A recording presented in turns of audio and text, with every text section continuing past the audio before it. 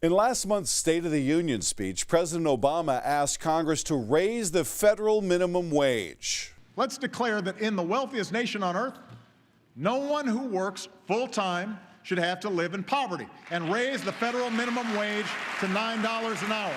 According to the White House, raising the minimum wage would boost the earnings for 15 million American workers. The president's plan would increase the current rate of $7.25 an hour to $9 an hour in 2015.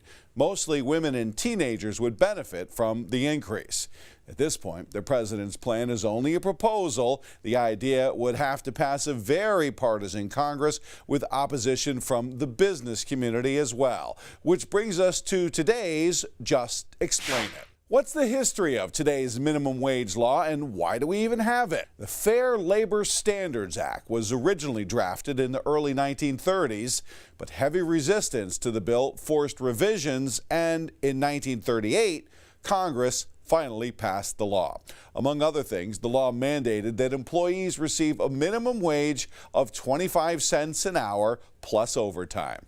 Over the years, lawmakers approved increases to the rate, but there were two extended periods that the minimum wage remained unchanged. It was frozen at $3.35 from 1981 to 1990, and then at $5.15 from 1997 to 2007. There was no regular cost of living adjustment for minimum wage, and because of inflation, a dollar today isn't worth what it used to be. Presently, we pay about $4.29 for what we spent a dollar on in 1975. The last minimum wage increase was in 2009. That's when the current rate of $7.25 was established. Last year, a New York City minimum wage worker claiming single status with no allowances would have grossed just over $15,000 a year. After taxes, that number drops to around $12,300. Each weekly check would be about $238. Not all states are required to follow the federal hourly wage mandate. The minimum wage in 19 states and the District of Columbia is actually above $7.25 an hour. Washington tops the list of states at $9.19. There are 22 states at $7.25, while 4 set their minimum below the national rate. 5 states, including Louisiana and Alabama, have no minimum wage law at all.